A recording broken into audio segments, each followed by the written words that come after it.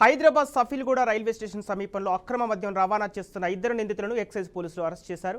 నల్లకుంటకు చెందిన ప్రభుత్వ ఉద్యోగి హరికృష్ణ, కర్ణాటకకు చెందిన 10 అక్రమ మద్యం సీసాలను కలిగి ఉండటంతో అతడిని అదుపులోకి తీసుకొని విచారిస్తున్నట్లు పోలీసులు వివరించారు.